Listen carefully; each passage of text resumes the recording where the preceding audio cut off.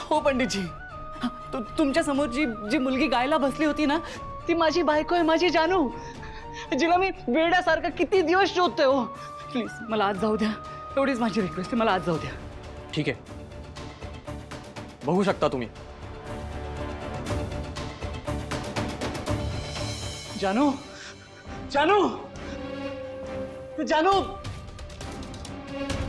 जानू, हे कसं शक्य आहे? जानू कुठे गेली आहे? जानू, जानू, जानू, जानू, जानू, मला माहितीये तू इथेच कुठेतरी आहेस. माझे कान मला कधीच दगा देणार नाहीत. मला माहितीये तू इथेच आहेस. जानू, जानू, बघ तुझा जयंत आलाय.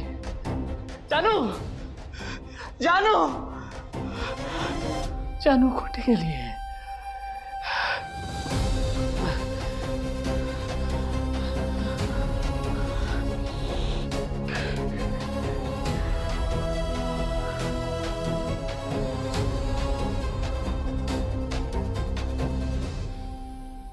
How is this possible? How is this possible? पंडितजी, आत्ता जानूचा आवाज स्पष्ट ऐकू येत होता. हो, मग कुठे गेली ती? आणि तुमचा आता रियाज चालू होता ना, म्हणजे मिस्टर कानेटकर, मी समजू शकतो तुम्हाला तुमच्या पत्नीची प्रचंड आठवण येते. तिचं गाणं तुमच्यासाठी सर्वस्व आहे आणि म्हणूनच ह्या अशा विरहाच्या काळात तुम्हाला तिचे स्वर तुमच्या कानात ऐकू येत आहेत. पण माफ करा, ती इथे नाहीये. तो आवाज येत्या 26 जानेवारीला होणाऱ्या कार्यक्रमासाठी मी संपूर्ण महाराष्ट्रातून गायनाचे नमुने मागवले होते आणि ह्याच्यावर तेच ऐकत बसलो होतो. मग हे सॅम्पल कोणी पाठवलं तुम्हाला? ते तर जानूनेच पाठवलं ना. म्हणजे तुम्हाला माहिती आहे ती कुठे आहे. तिचा पत्ता मला द्या प्लीज. आता मला खरंच अंदाज नाहीये की हा नमुना कुठून आलाय. माझी माणसं हे सगळं बघतात. तसं या आवाजाची मी निवड केलेली नाहीये. आणि मिस्टर कानिटकर, मी तुमचे कॉल्स का उचलले नाहीत याचं कारण तुम्हाला कळायला हवं होतं. कारण मला तुमच्याशी कोणताही संबंध ठेवायचा नाहीये.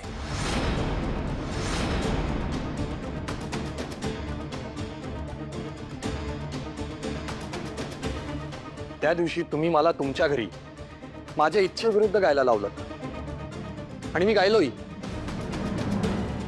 कारण तुमची आगतिकता मोठी होती. पण परत परत तीच गोष्ट करणं मला शक्य नाही.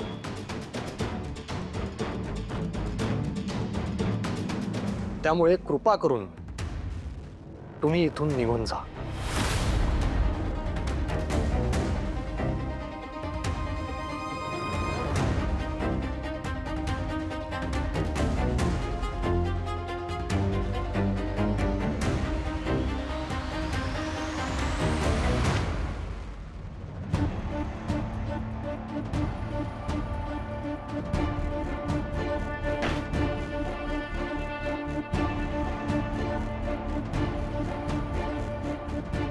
जयंत कानिटकर गेलेत, तुम्ही बाहेर येऊ शकता.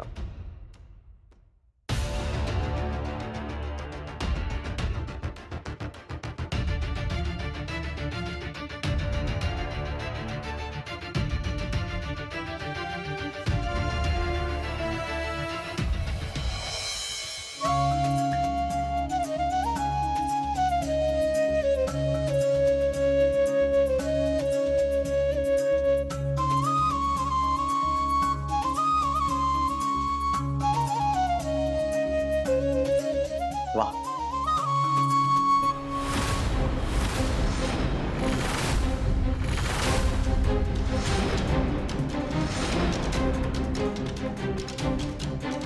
विश्वा, तू इथे काय करतोयस? अरे तू आणि साई बाहेर गेला होतात ना, साई कुठे आहे? एकटी इथे आलेस या कल्पनेने माझं लक्ष लागत नव्हतं. माझं गट फिलिंग सांगत होतं की काहीतरी गडबड आहे, पण मला ते सांगता येत नव्हतं म्हणून आलो इथे. हो साहेब थांबा, कुठे चाललात तुम्ही? हो मला आत्ताच्या आत्ता आज जायचं आहे. हो, आणि तुम्ही कोण आत मला रोखणार आहे? माझे बाबा.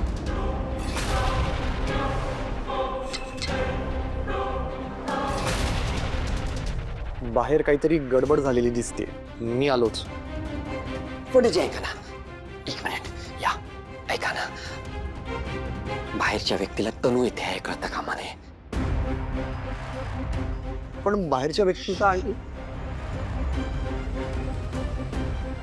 व्यक्तीचा आणि यांचा काय संबंध?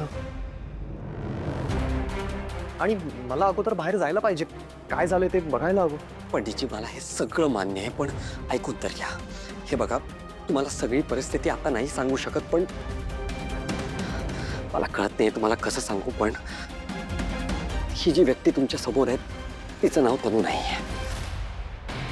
काय? म्हणजे ती आमच्याकडे ओळख बदलून राहते. ही तनू नाहीये. हो, तिचं खरं नाव जान्हवी जयंत कानेटकर आहे.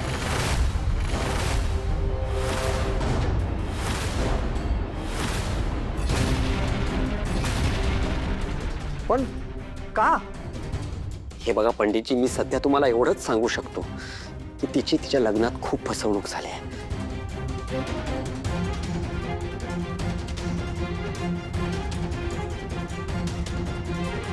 पण अगोदर मला खात्री करून घ्यायलाच हवी.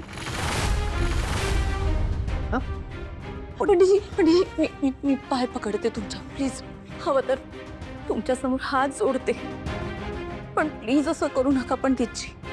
पंडितजी, या भयानक आणि विक्षिप्त माणसाबरोबर मी जवळजवळ वर्ष काढलंय. आता कुठेतरी मी कशी बशी त्याच्या तावडीतून पळाले, तरी तो माझा पाठलाग करतोय. मी रिक्वेस्ट करते तुम्हाला, प्लीज मला या माणसाच्या तोंडी देऊ नका, प्लीज.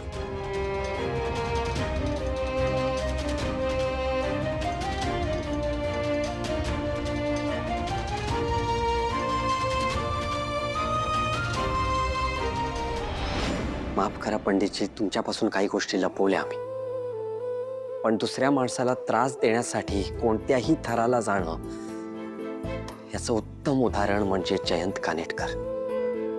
खर तर आमच्या वागण्यावर शंका येऊन आमची मदत न करण्याचा पर्याय होता तुमच्याकडे, पण तुम्ही तसं नाही केलं. खरंच थँक्यू सो मच.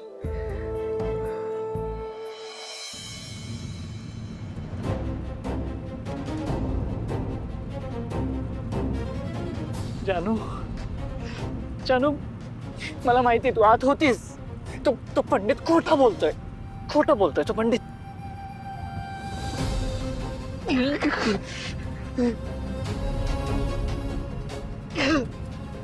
जानू, तू कुठे आहेस तू जानू?